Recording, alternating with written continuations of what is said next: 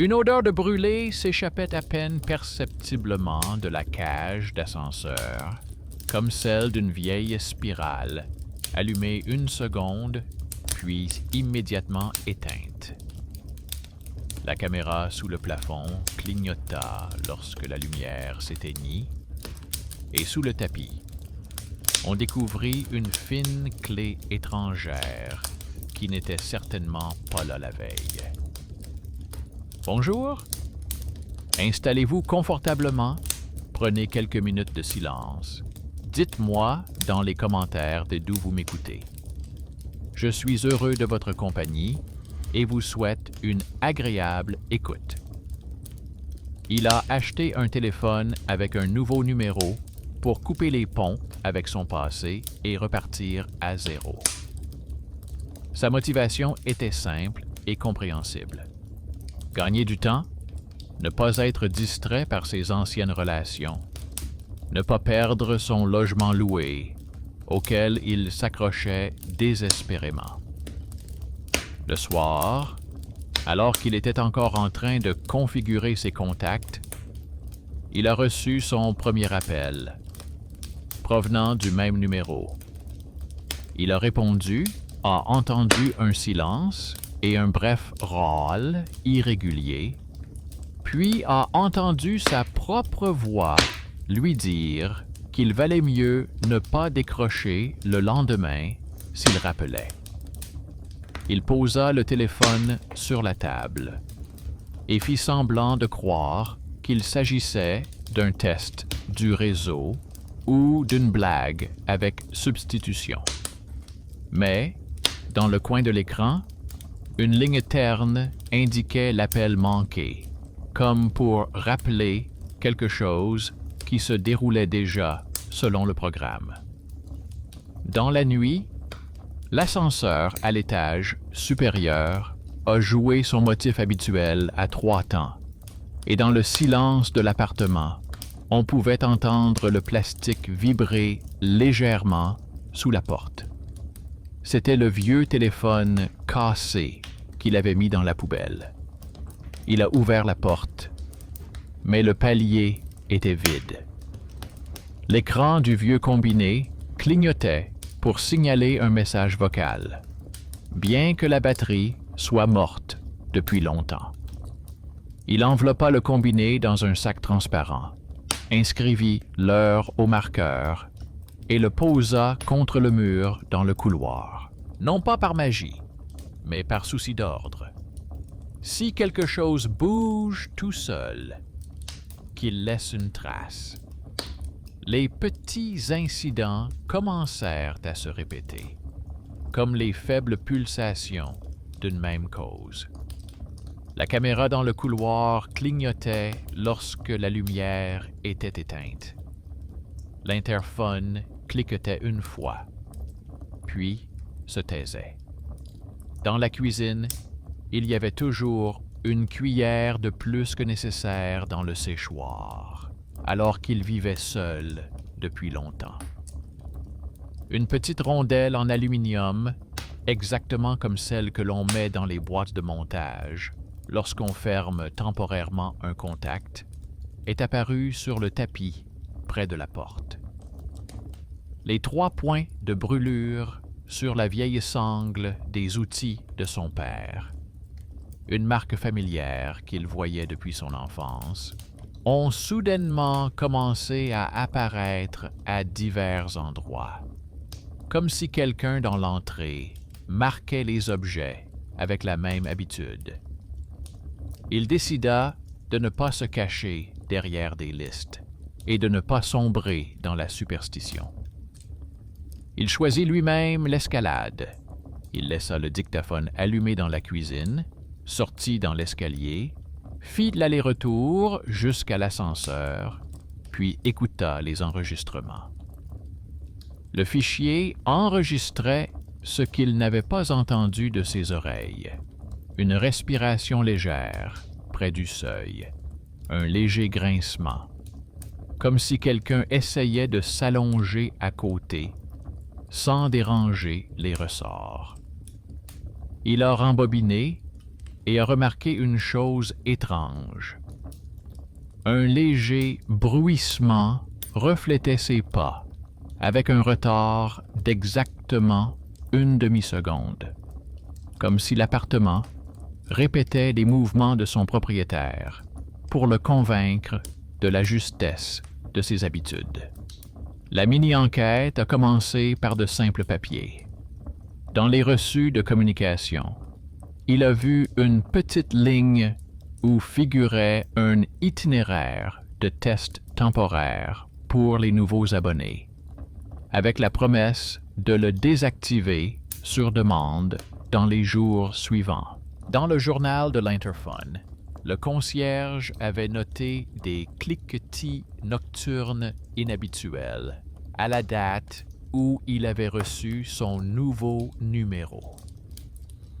Sur une étiquette décolorée, dans le panneau, près des boîtes aux lettres, il était écrit que, quelques années auparavant, un module anti-bruit avait été installé dans l'entrée en raison de plaintes concernant des sonneries intempestives.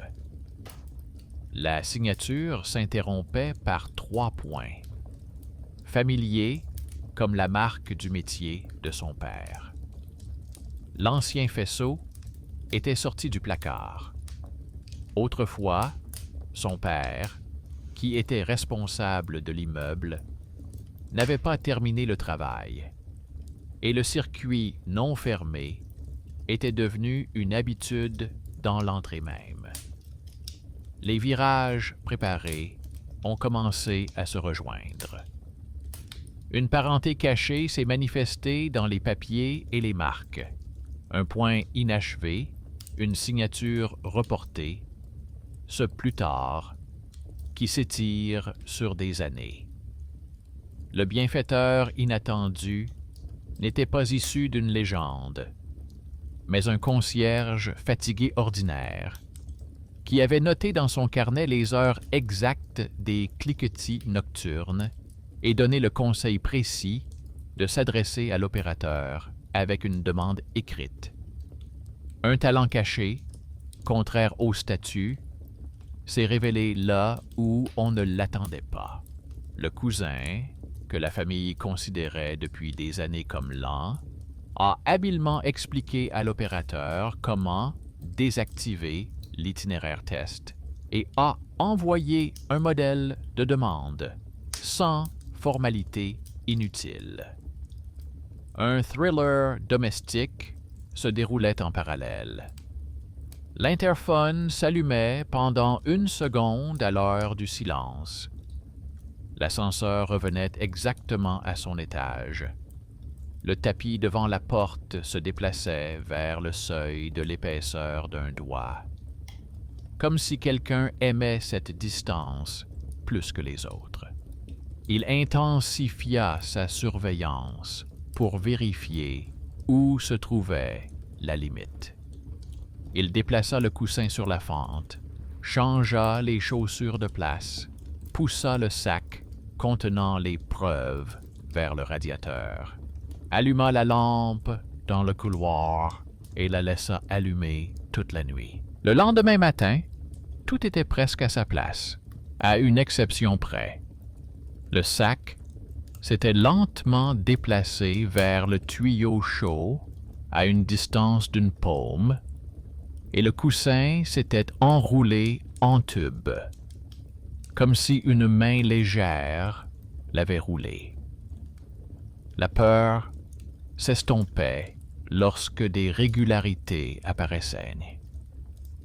Quelque chose dans la maison accumulait la chaleur, l'air et sa voix. Ce n'était pas quelque chose de merveilleux, mais plutôt quelque chose de quotidien, comme un contact mal vissé qui fait clignoter toute la lumière. Parmi les voisins, la première à réagir fut l'infirmière de l'étage supérieur. Elle revint après son service de nuit et dit qu'elle avait vu mercredi dernier un électricien ouvrir la niche près des boîtes aux lettres et coller quelque chose de fin sur du ruban adhésif double face. Elle se souvenait d'un autocollant avec une date et un petit pictogramme barré en travers. Elle a montré sa rondelle en aluminium et a dit que ce genre de choses tombait souvent dans la fente quand l'installation était faite à la va-vite. On l'a juste écouté et son observation a été ajoutée au document, renforçant ainsi la ligne. Une héroïne méconnue, une femme de nuit, a fait avancer l'histoire en une seule phrase. Pour ne pas perdre le contrôle, il a rédigé un plan.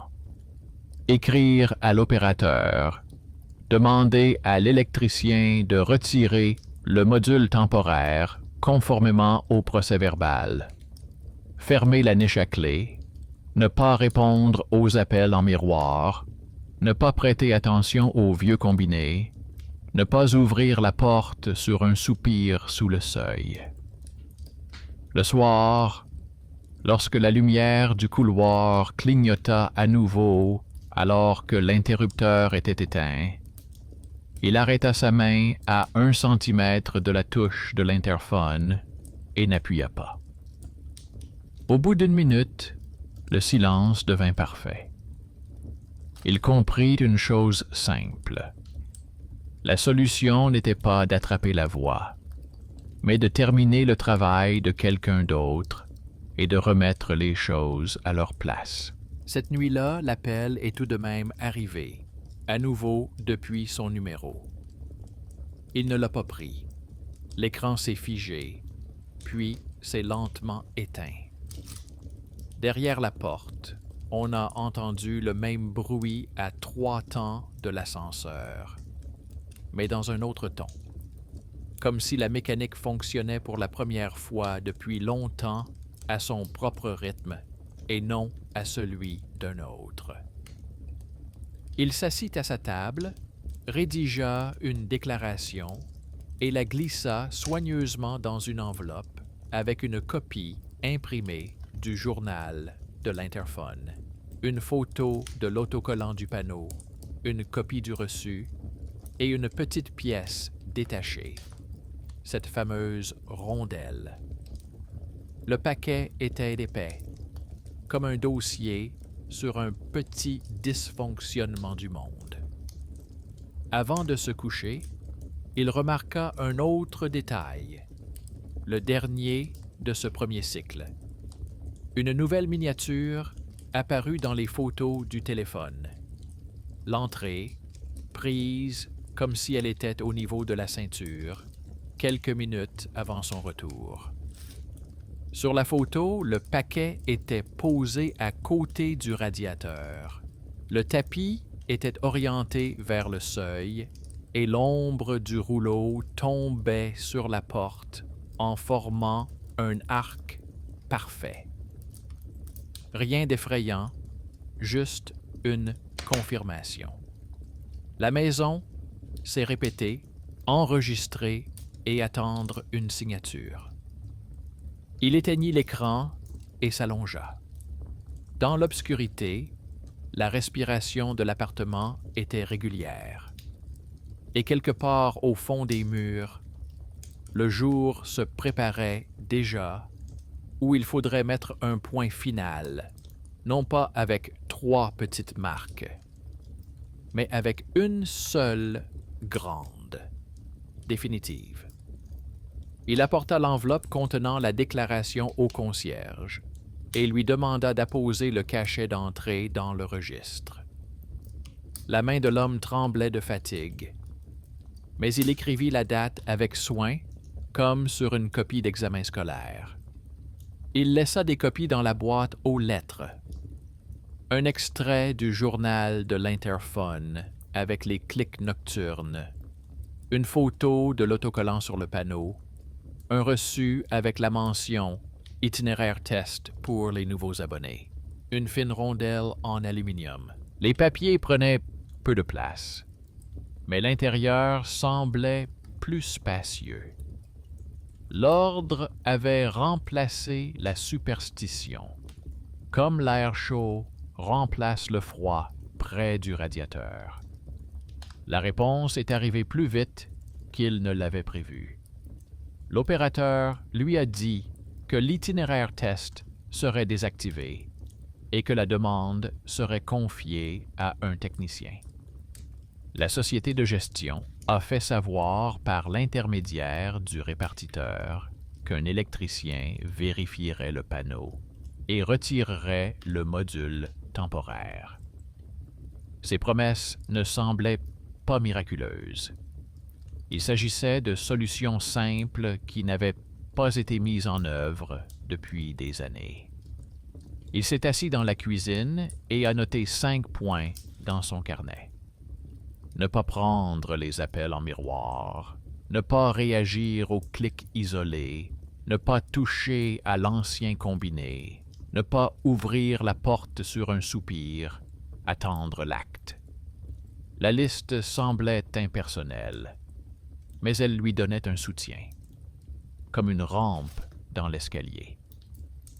La première nuit après avoir déposé ces déclarations, les petites choses habituelles se sont à nouveau enchaînées, comme pour vérifier la solidité de son nouveau rythme. La caméra dans le couloir a clignoté lorsque la lumière s'est éteinte, puis s'est immédiatement tue. Le matin, il y avait une cuillère de plus dans le sèche-linge, alors qu'il se souvenait avoir lavé exactement autant qu'il en avait utilisé. Le tapis devant la porte s'était déplacé de l'épaisseur d'une paume vers le seuil. Il ne se mit pas à spéculer. Il passa son doigt sur la surface en caoutchouc, trouva une légère trace de poussière provenant d'une chaussure et nota mentalement que le pas était léger et court, comme celui d'une personne qui sait où se trouve chaque carreau. Le lendemain, il trouva dans sa boîte aux lettres un sac en plastique avec un petit autocollant. À l'intérieur se trouvait une étiquette de service avec un tampon décoloré et un petit bout de papier avec la liste des travaux effectués il y a de nombreuses années. Entre les lignes dépassait une agrafe en fil métallique, exactement comme celle que l'on utilise pour fixer temporairement des fils électriques. Au bas du papier, il y avait une signature familière, le nom de son père et 3 petits points à côté, sa marque de fabrique « Je finirai plus tard ». Il resta dans l'entrée plus longtemps que d'habitude, lisant les traits familiers et comprenant comment cette vieille liasse lui était parvenue après toutes ces années et les erreurs des autres. Pas de fantôme. Juste un homme qui s'était promis un jour de revenir aux petites choses et qui n'était pas revenu. Le soir, l'infirmière de l'étage supérieur est venue et a dit que la nuit dernière avait été plus calme que d'habitude. Elle a décrit comment un homme en veste grise avait ouvert la niche près des boîtes aux lettres et qu'il avait dans les mains des bandes étroites de ruban adhésif double face. Elle se souvenait où il les avait placées. Exactement à hauteur des yeux, en face de l'appartement où les plaintes concernant les appels étaient les plus fréquentes. Ce détail a été la clé. Si les bandes temporaires réagissaient aux vibrations, les clics et les flashs nocturnes de l'appareil photo n'étaient pas un miracle, mais le résultat d'un réglage bon marché. Le héros méconnu marchait silencieusement devant l'histoire. La femme qui travaillait de nuit avait apporté la preuve la plus importante, celle qui voyait. Il a décidé de renforcer les contrôles. Il a laissé un magnétophone allumé dans l'entrée afin d'enregistrer ce moment de silence où se cachait généralement la vie étrangère de l'appartement. Dans le couloir, près du tableau électrique, il plaça un tabouret et s'assit dessus, les omoplates appuyées contre le mur. Son ouïe était soudain aussi fine que celle d'un homme qui, depuis son enfance, avait écouté son père rechercher les pannes à l'oreille. La porte de l'ascenseur murmura un doux faux pas.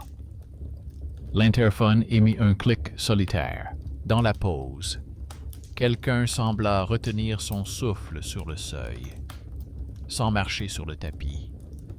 Puis, un instant plus tard, fit ce qu'il attendait tant comme preuve. La bande métallique sur le ruban adhésif à l'intérieur de la niche trembla légèrement et heurta le panneau, offrant à la caméra un bref flash. Le bruit était infime, mais le fichier de l'enregistreur l'a capté, comme une aiguille capte le sillon d'un disque. Le lendemain matin, l'électricien a appelé lui-même. Il a dit qu'il passerait et qu'il était prêt à retirer le module temporaire et à fixer les fils conformément aux règles. Il est arrivé avec un sac contenant des clips de fixation normaux et de la colle épaisse pour les rainures de câbles. Il a ouvert la niche, a sorti 2 fines bandes, en a jeté une dans le sac et a posé l'autre sur la paume de l'homme pour qu'il voie ce qui perturbait leur tranquillité. La bande était bon marché, légère, avec un bord rugueux. Elle vibrait au moindre bruit, transmettant à la panneau une impulsion étrangère. L'électricien a plaqué les câbles contre le mur, a mis des clips, a fermé la niche avec un nouveau verrou et a rédigé un procès-verbal. Il a noté en bas que le module temporaire avait été retiré et que le parcours test dans le réseau avait été désactivé. Il a apposé sa signature et a demandé à l'autre homme de signer à côté. Le papier était devenu plus épais et plus lourd qu'il ne l'était la veille. Le silence dans l'entrée résonnait comme un champ vide. Le même jour, l'opérateur a envoyé une confirmation de la suppression de l'itinéraire. Le cousin a rappelé et a dit qu'il avait effectué une vérification interne. Leur numéro n'était plus collé à lui-même. Il a expliqué que parfois, un tel test reste dans le réseau, comme un signet non supprimé, et produit un écho semblable à sa propre voix. Lui, le petit de la famille, a fait ce qui semblait impossible. Il a franchi la barrière polie du service d'assistance et a décoché la case où l'on n'arrive généralement pas tout de suite. Son talent caché a fonctionné aussi bien que les clés de l'électricien et le journal du concierge. Le soir venu, tout semblait être réparé. Mais l'histoire rend rarement justice sans une dernière vérification. Alors qu'il préparait le dîner, le vieux téléphone cassé dans le sac près de la batterie a tremblé et a vibré brièvement. Il a vu de ses propres yeux l'écran vide clignoter, alors qu'il n'y avait pas de batterie. Il n'a pas eu peur et n'a pas couru. Il s'est approché, a sorti le combiné, a ouvert le sac, a enfilé des gants, a retiré le couvercle arrière et s'est assuré que l'intérieur était bien vide.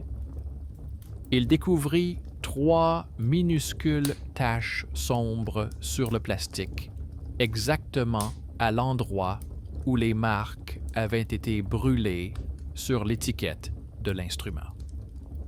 Une fixation, pas du mysticisme. Il photographia les traces, signa la photo et rangea définitivement le téléphone, le transférant du vestibule à une boîte destinée au recyclage des petits appareils électroniques. La nuit s'est déroulée sans incident, sans faux clic. L'ascenseur a conservé son rythme régulier à 3 temps et ne s'est arrêté que là où on le lui demandait. La caméra n'a pas clignoté sans raison. L'interphone est resté silencieux. Il a tout de même laissé le dictaphone dans la cuisine pour se donner une autre chance de croire davantage aux preuves qu'aux mythes intérieurs. Le matin, l'enregistrement ne contenait que les sons de sa vie. L'eau du robinet, une cuillère sur la céramique, le bruit doux du tissu, et un son auquel il ne s'attendait pas, mais qu'il accepta sans résistance. Sur le paillasson devant la porte, quelqu'un avait soigneusement déposé une carte en plastique portant le cachet de la société de gestion et les mots « fin des travaux ». Le concierge, ce bienfaiteur inattendu, l'avait apporté tôt le matin afin de ne pas attendre jusqu'à midi. Il a accroché la carte à l'intérieur du casier, à côté du calendrier de ramassage des ordures, puis il a décroché de la mur le tableau avec le schéma inquiétant et l'a soigneusement rangé dans le dossier contenant les procès-verbaux. Il a accroché un petit sac en toile vide à un crochet, une réserve de gants, des piles, une lampe de poche. Et ce n'est qu'alors qu'il a remarqué le dernier détail qui devait conclure cette partie de l'histoire. Sur le bord du Judas, à l'extérieur, 3 minuscules points de dépôt sombres à peine visibles. Ils ne représentaient aucune menace. Ils ne demandaient pas qu'on leur ouvre. Ils ressemblaient à un vieux plus tard qui s'était enfin transformé en fête. Il les essuya avec une serviette et laissa un cercle propre sur la vitre. La maison poussa un soupir régulier. Et dans ce soupir, il n'y avait aucune voix étrangère. Il décida de vérifier ce que les locataires ne vérifient généralement pas. Le bas de la maison, là où leurs habitudes s'arrêtent et où commence la structure commune du bâtiment. Avant de partir, il laissa un dictaphone allumé dans la cuisine, accrocha une petite veilleuse à la prise du couloir et jeta définitivement le sac contenant l'ancien tuyau dans la poubelle de recyclage.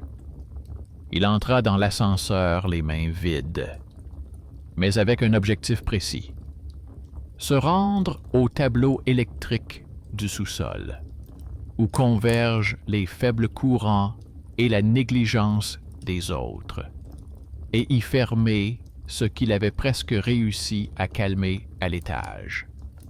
En bas, ça sentait la poussière, le caoutchouc sec et une légère odeur de brûlé, comme celle d'une spirale qu'on aurait touchée et immédiatement retirée. Dans le couloir du sous-sol, la lumière ne s'est pas allumée tout de suite. Elle a clignoté une fois et s'est figée. La porte du tableau électrique commun était fermée par un nouveau loquet, mais un peu plus à gauche. Quelqu'un avait autrefois cloué un couvercle improvisé avec 2 vis et laissé une étroite fente à travers laquelle passait un fil fin. Il reconnut immédiatement ce type de fixation. Dans son enfance, il avait vu son père économiser un pas lorsqu'il se promettait de revenir pour finir. Il ne se mit pas à forcer la porte et n'appela personne. Il sortit son téléphone, prit une photo du nœud, nota l'heure et monta à l'étage pour agir ouvertement. Écrire au répartiteur, joindre les photos, obtenir un accès légal.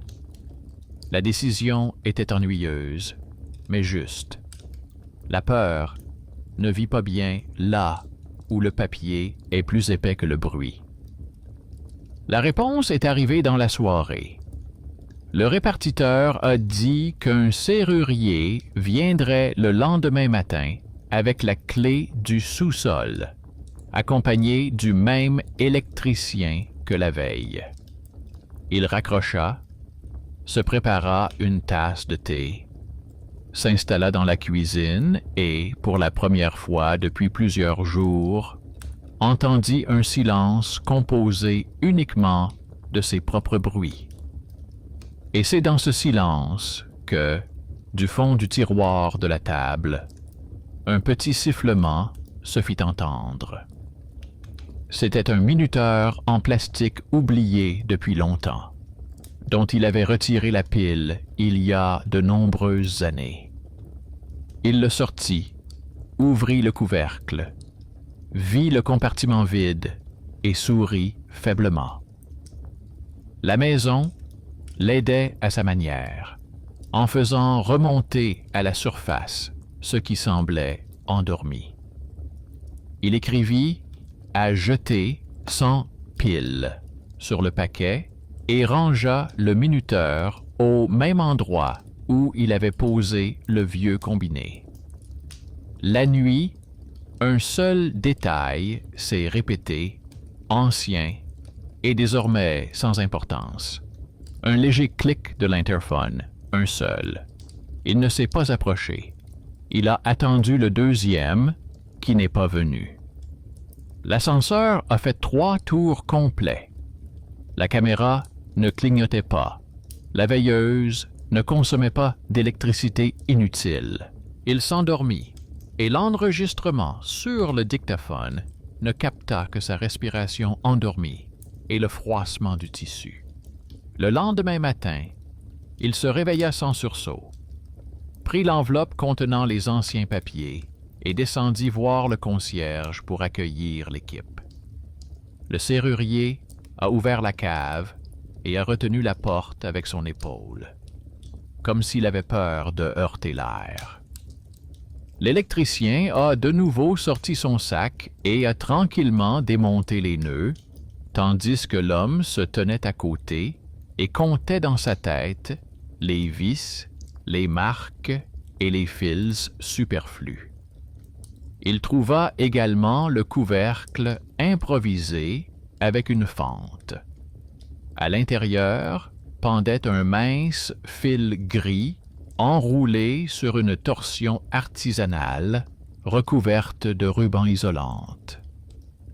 L'électricien retira le tout sans gesticuler, le montra à la lumière et dit qu'à présent, rien ne pourrait plus vibrer dans ce nœud et envoyer de fausses impulsions au panneau.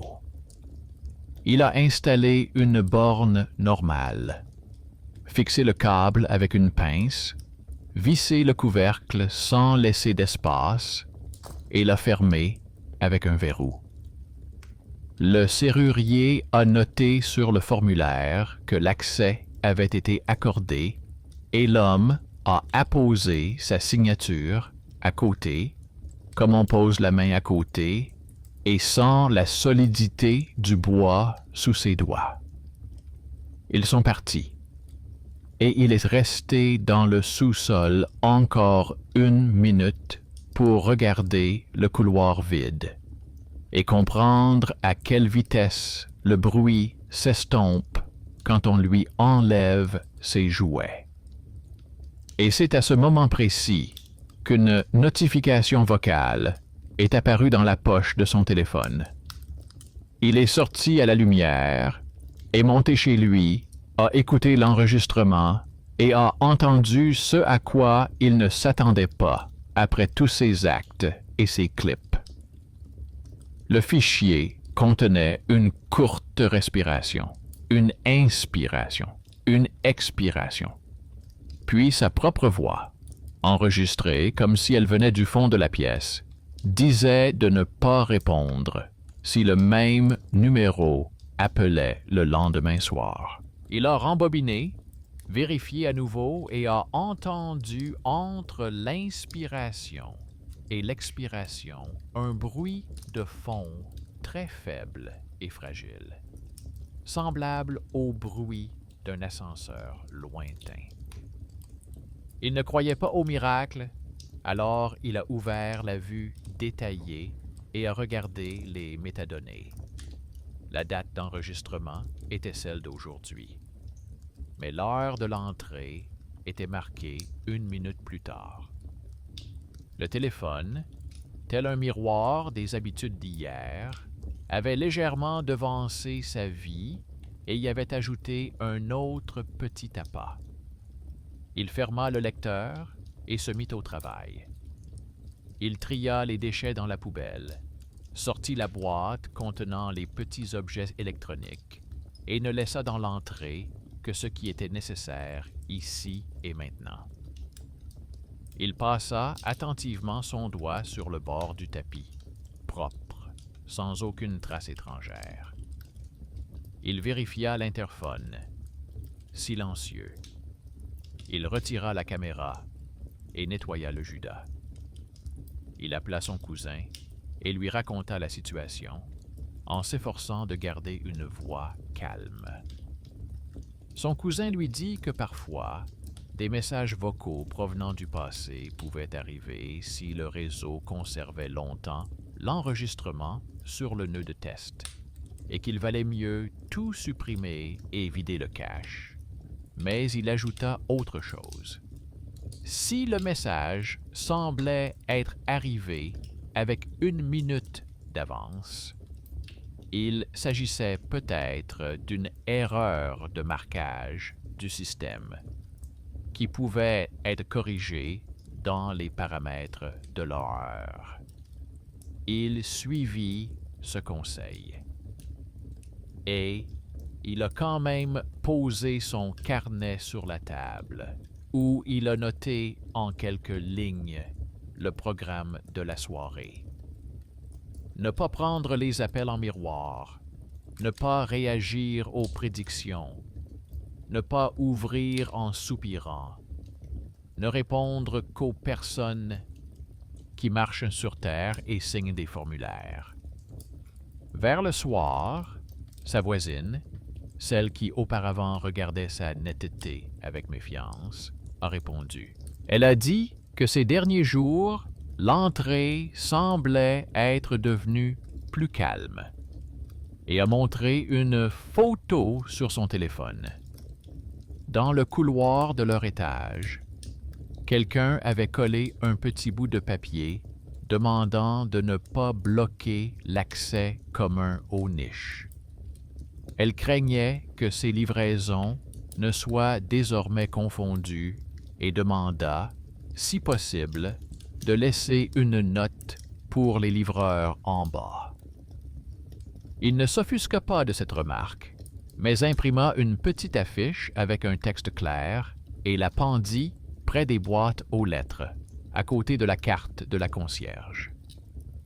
Le soir, la même voisine lui a apporté un pot de confiture et lui a dit qu'il avait tout compris et que dans cet immeuble, il fallait dire « merci » à des gens comme lui.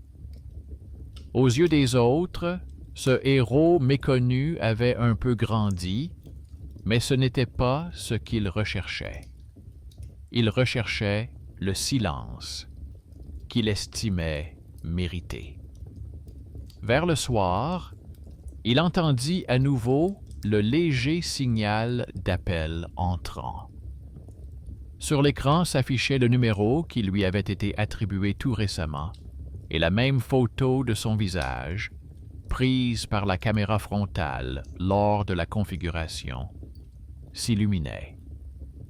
Il ne répondit pas.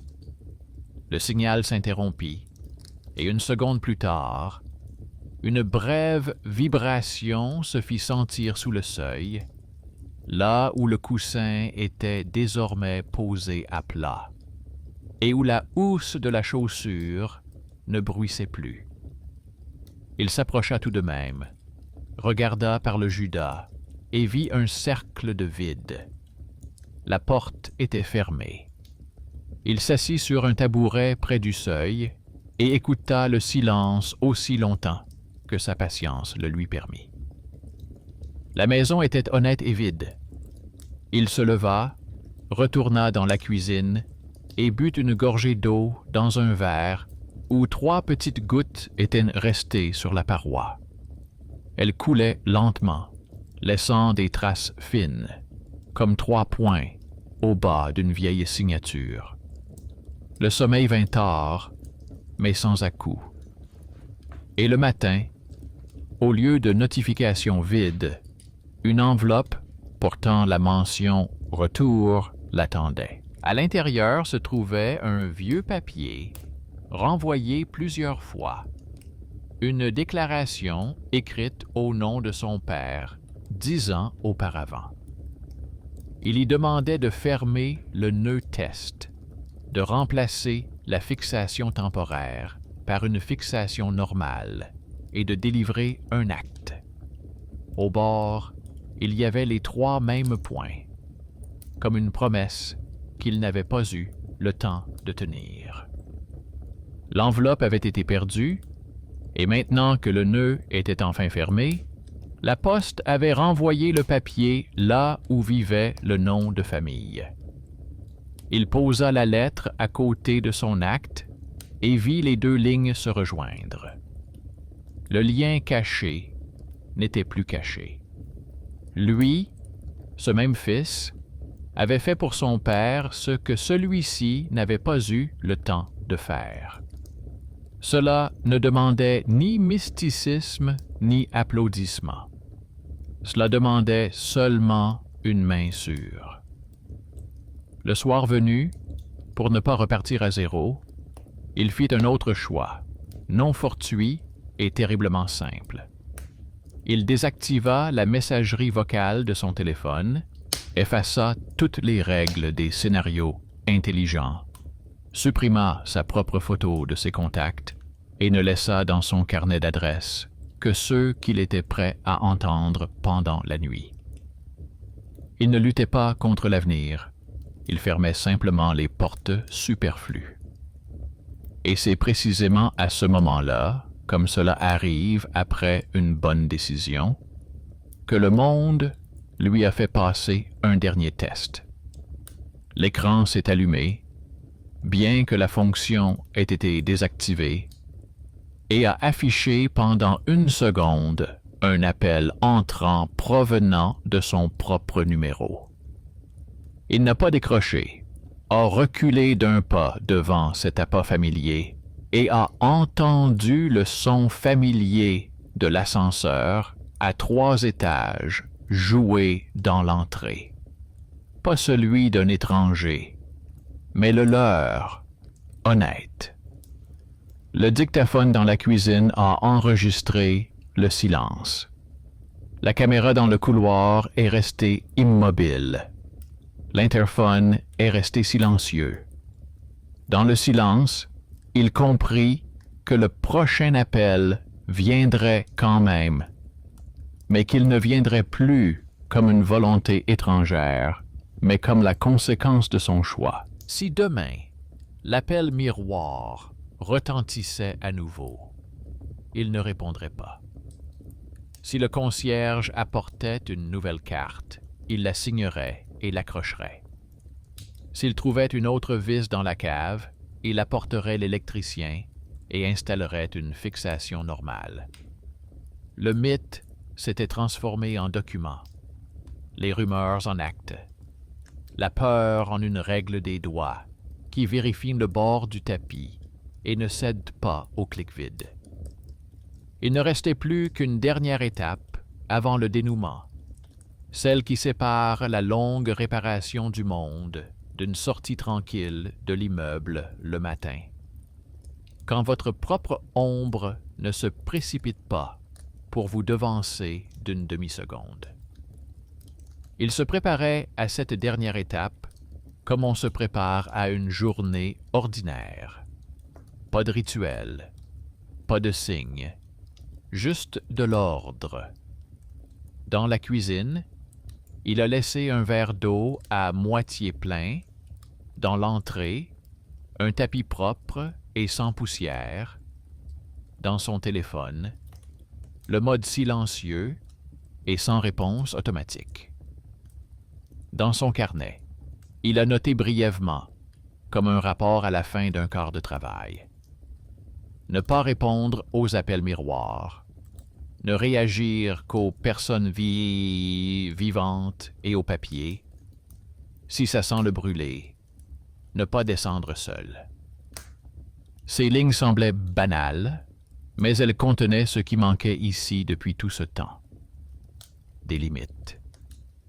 Vers le soir, l'air devint lourd, comme si la maison s'apprêtait à expirer longuement.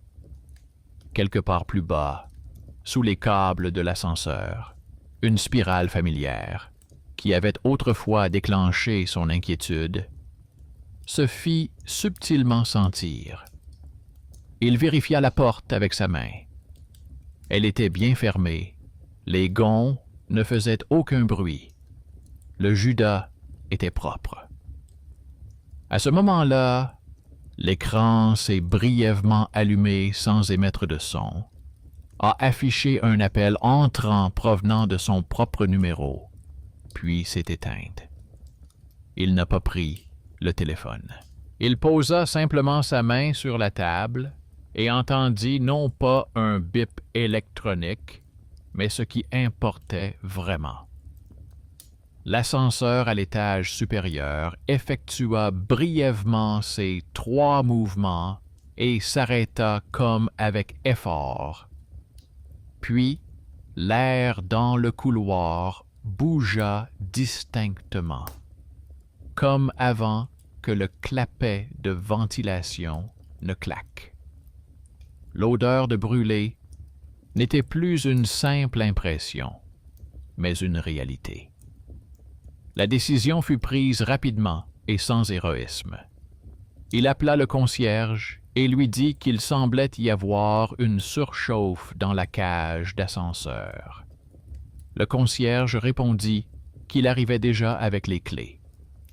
Il appela l'infirmière à l'étage et lui dit qu'il valait mieux ne pas descendre seule. Et elle répondit qu'elle descendrait avec une lampe et une trousse de premier secours. Ils se retrouvèrent en bas, près de la porte du sous-sol, où un nouveau loquet venait d'être installé. Le concierge a ouvert la serrure et une bouffée d'air chaud et vicié s'est échappée du couloir. Il n'y avait toujours pas d'électricité, ce qui ne pouvait signifier qu'une chose. C'était à eux de jouer. Ils marchaient tous les 3, et chaque mouvement était simple.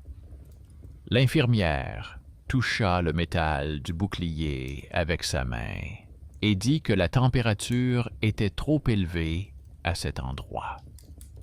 Le concierge ouvrit la 2e porte et sortit une longue latte en bois qui servait habituellement à maintenir le battant. L'homme alluma sa lampe de poche et repéra les pinces qui avaient servi à fixer les câbles la veille. Là où auparavant une fine bande de ruban adhésif tremblait, il y avait désormais une fixation soignée. Mais un peu plus bas, quelqu'un avait laissé une courte boucle, serrée à la hâte. Les fils ne chauffaient pas, mais près du groupe moteur de l'ascenseur, une lueur terne s'est allumée pendant 1 seconde.